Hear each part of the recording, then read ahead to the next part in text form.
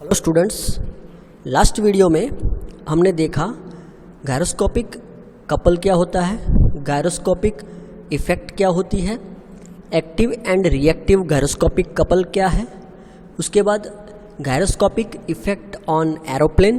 तो ये सब हमने लास्ट वीडियो में देखा था। ओके, आज का जो टॉपिक है हमारा वो है stability of two wheel vehicle moving in a curve path. मतलब कि टू व्हीलर व्हीकल जो होता है जब वो कर्व पाथ में मूव करता है तो उसकी स्टेबिलिटी के बारे में है। ठीक है, सो यहाँ पे कुछ टर्म्स दिए हुए हैं। तो m is the mass of vehicle and rider, यानी कि यहाँ पे आप देख सकते हो। ओके, तो यहाँ पे ये जो राइडर है और व्हीकल है उसका मास है। उसके बाद ओमेगा ई आप देख रहे हो यहाँ पे, वो इंजन का रोटेशन है। ठीक है, then I W that is the mass moment of inertia of each wheel, यानी कि दोनों व्हील है उसका मोमेंट ऑफ इनर्शिया है, मास मोमेंट ऑफ इनर्शिया। उसके बाद मास moment of inertia of rotating parts of the engine, यानी कि रोटर जो मैंने अभी आपको बताया, आई ई। देन स्मॉल आर जो है वो है radius of wheel and capital R जो है वो है रेडियस ऑफ कर्वेचर, यानी कि moving in a curve path, जो कर्व पाथ में मूव कर रहा है उसकी रेडियस। आपको अगर यहाँ पे बताऊँ तो ये जो रेडियस है, ठीक है, कर्वेचर जो पाथ है उसकी रेडियस है। यहाँ पे ओमेगा डब्ल्यू यहाँ पे लिखा हुआ है, ओमेगा ई जो है angular velocity, okay, of engine and wheel. उसके बाद यहाँ पे v जो है in linear velocity of vehicle, then omega W is equal to v upon r। v is the linear velocity and r is the radius of wheel. उसके बाद omega e that is the angular velocity of engine radians per second. Now omega p वो मैंने आपको already gyroscopic effect के बारे में या तो एरोप्लेन में मैंने आपको बता दिया था। Omega p is equal to v upon r। r that is the यहाँ पे r जो है वो that is the radius of curvature and g is the gear ratio, omega e upon omega w, and theta is the angle of inclination of vehicle with the vertical in equilibrium condition. यानी कि जब भी rider जो है वो curve path में move करेगा तो उसको थोड़ा बहुत टिल्ट होना पड़ेगा। अगर आपने ध्यान दिया हो, अगर आप टू व्हीलर चलाते हो तो जब भी आप कोई कर्व पाथ में मूव करते हो तो आपको अपना जो बाइक है या तो टू व्हीलर व्हीकल है उसको टिल्ट करना पड़ता है, मतलब इंक्लाइन करना पड़ता है। तो ये जो एंगल है थीटा वो वर्टिकल से कितना टिल्ट हो रहा है उसके बारे में है, और that's angle is called the angle of hill और we can say angle of tilt. Okay, now next is, जब भी व्हीकल की बारे में बात करें टू व्हीलर में तो उसमें यहाँ पे 3 क्राइटेरिया दिया हुआ है। First is the weight of the vehicle, यानी कि जो mass and gravitational force mg। So first is the weight of vehicle, ये 3 जो है वो इफेक्ट करते हैं। Then second is centrifugal force, यानी कि जब भी ये कर्व पाथ में मूव होगा तो इस साइड जो है वो सेंट्रीफ्यूगल फोर्स लगेगा। So second is centrifugal force. And third is reactive gyroscopic couple, यानी कि आपने ये फिगर के हिसाब से अगर बताऊं तो यहाँ पे इंजन का जो रोटेशन है वो कुछ इस तरह से है। ठीक है, तो राइट हैंड थंब रूल के हिसाब से यहाँ पे जो उंगलियों की डायरेक्शन है वो कुछ इस तरह से है, और यहाँ पे इंजन भी उस तरह से ही रोटेट हो रहा है, और यहाँ पे राइट लेफ्ट टर्न है। ओके, सो लेफ्ट टर्न है इसीलिए यहाँ पे टर्न ऑन लेफ्ट किया है। और इस साइड जो होगा वो होगा एक्टिव गायरोस्कोपिक कपल, और इस साइड जो अभी बताया गया है that is called the reactive gyroscopic couple. तो इसका रिएक्टिव गायरोस्कोपिक कपल और सेंट्रीफ्यूगल फोर्स दोनों ऑलमोस्ट सेम साइड है। ठीक है, सो इस तरह से हम रिएक्टिव गायरोस्कोपिक कपल यहाँ पे डिसाइड करते हैं। और यहाँ पे ओमेगा पी है वो क्या है, प्रिसिशनल एंगुलर वेलोसिटी। ठीक है, नाउ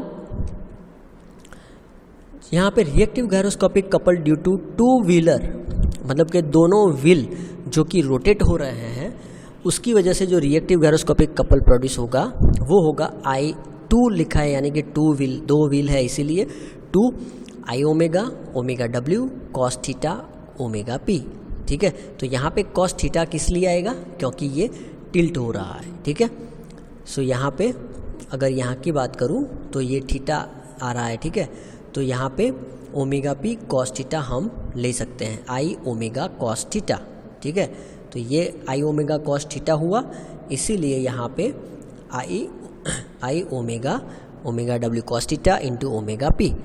सेम वैसे ही इंजन की बात करें तो इंजन तो एक ही है, so I E omega E cos theta into omega P, ठीक है।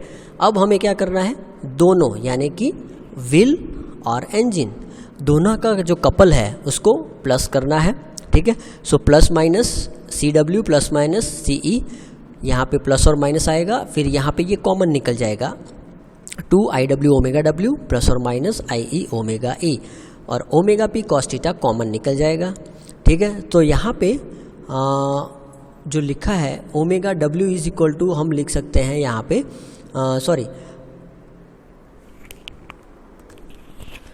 तो यहाँ पे एक्चुअली क्या किया है, 2 आई डब्ल्यू प्लस और माइनस यहाँ पे आई ई ओमेगा ई की जगह जी आई ई यूज़ किया है, और ओमेगा डब्ल्यू जो है वो कॉमन निकाल दिया है फ्रेंड्स, ठीक है। तो यहाँ पे ये इक्वेशन का यूज़ किया है g is equal to omega E upon omega W. So यहाँ पे ये जो इक्वेशन है उसमें, ठीक है, ओमेगा ए की जगह g इंटू ओमेगा डब्ल्यू किया है, और यहाँ पे भी ओमेगा डब्ल्यू था तो दोनों कॉमन निकाल दिया है ओमेगा डब्ल्यू। तो बेसिकली ये आप अभी भूल जाइए, यहाँ से सीधा आप ये इक्वेशन को समझ सकते हो, ठीक है। तो इस तरह से गायरोस्कोपिक कपल जो है acting on vehicle we can find. Now C मिल गया, उसके बाद आप ये फिगर को देखिए और थोड़ा समझने का ट्राई कीजिए। तो यहाँ पे जो सी जी है वो यहाँ पे ऊपर लिया हुआ है, देन रिएक्टिव गायरोस्कोपिक कपल इस साइड लग रहा है, और सेंट्रीफ्यूगल फोर्स भी इस साइड लग रहा है, ठीक है। और अगर यहाँ से डाउनवर्ड देखें तो कैपिटल एम जी आएगा, मास एंड ग्रेविटेशनल फोर्स।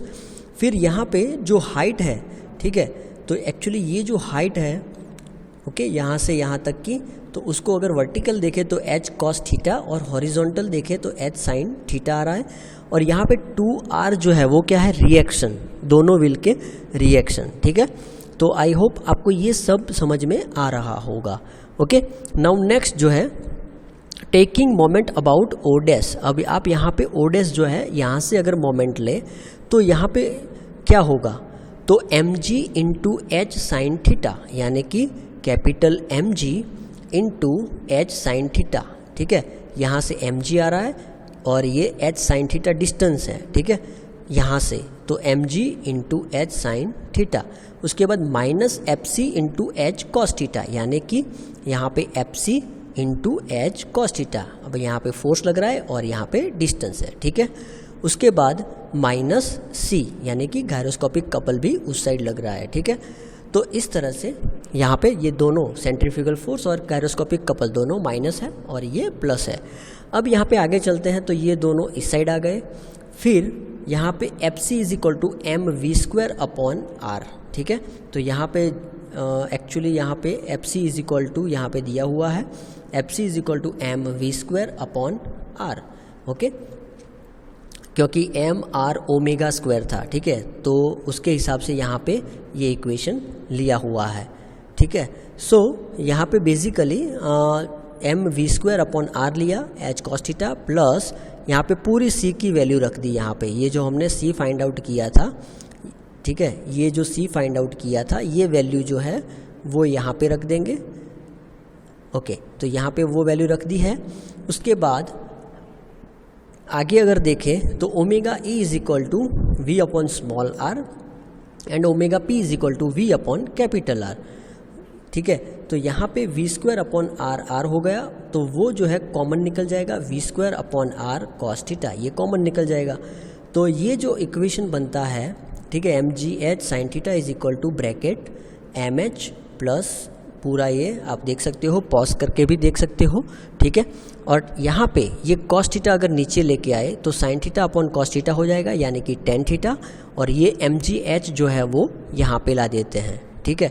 तो ये पूरा जो इक्वेशन है वो कुछ इस तरह से बन जाएगा कि tan theta is equal to, तो हमें क्या है बेसिकली कि अगर हमारी स्पीड इतनी है, अगर हमारी हाइट इतनी है, अगर हमारा मास इतना है, ठीक है, हाइट यानी कि CG, ठीक है, CG तक की हाइट इतनी है, ठीक है, व्हील की स्पीड इतनी है, ये सब डेटा अगर कैलकुलेट करें तो थीटा कितना होना चाहिए, मतलब कि हमें जब हम मूव कर रहे हैं कुछ एंगल पे या कुछ टर्निंग में, तो हमारा जो व्हीकल है, टू व्हीलर है, वो कितना डिग्री टिल्ट होना चाहिए, वो इसके हिसाब से हम फाइंड आउट कर सकते हैं। बेसिकली कहने का मतलब ये है, ठीक है। और यहाँ पे ये भी आपको ध्यान रखना है कि एंगुलर वेलोसिटी ऑफ इंजन और angular velocity, precessional angular velocity V/R होगा, ये स्मॉल r होगा, ठीक है। तो बेसिकली आज जो हमने देखा वो था stability of two wheel vehicle moving in a curve path. तो बेसिकली यहाँ पे हमने थीटा क्या है वो देखा, ठीक है। उसके बाद ये 3 फैक्टर जो अफेक्ट करते हैं वो देखा। उसके बाद गायरोस्कोपिक कपल, ठीक है, reactive gyroscopic couple on two wheel vehicle हमने देखा C, और उसको हमने मोमेंट लिया यहाँ पे, और मोमेंट लेके फिर यहाँ पे क्या होता है, थीटा कैसे फाइंड आउट करना है, ये हमने देखा। तो ये पूरी थियरी जो है वो आप इजीली समझ सकते हो। जब भी आप ये थियरी देख रहे हो तो पॉज करो और फिर उसको लिखो, समझो, और उसके बाद आगे बढ़ो, ठीक है। और ये फिगर जो है, सब फिगर यहाँ पे बताई हुई है, वो फिगर करना ज़रूरी है, ये आपको ड्रॉ करने की आवश्यकता नहीं है, ठीक है। ओके, सो थैंक यू, जय हिंद, जय भारत।